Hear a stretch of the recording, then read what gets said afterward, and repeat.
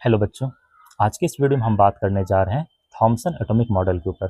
Thompson atomic model को J Thomson ने 1904 ईस्वी में दिया था। इस मॉडल के अकॉर्डिंग जो एटम होता है वो पॉजिटिव चार्ज का एक स्फीयर होता है और नेगेटिव चार्ज इसके अंदर क्या होता है, धंसा पड़ा होता है। ये हमारा फर्स्ट एटॉमिक मॉडल था।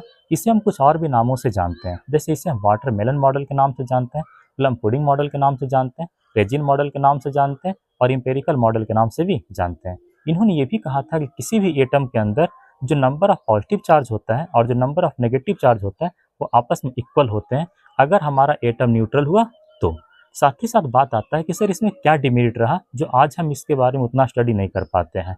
तो ध्यान रखिए कि इनके अंदर कई सारे डिमेरिट थे।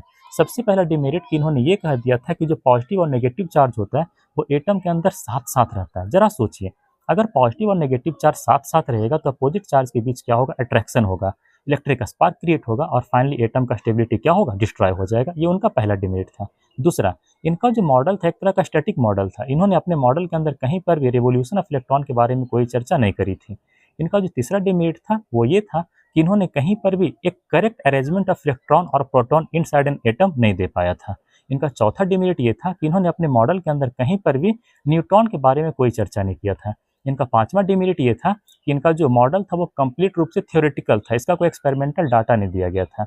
और इनका आखिरी जो डिमेरिट था वो ये था कि इनका जो मॉडल था वो अल्फा रे स्कैटरिंग एक्सपेरिमेंट जो कि रदरफोर्ड साहब के द्वारा दिया गया था उसे एक्सप्लेन नहीं कर पा रहा था। तो यही कारण है जिसकी वजह से आज के समय में हम इसके बारे में उतना स्टडी नहीं कर पाते हैं।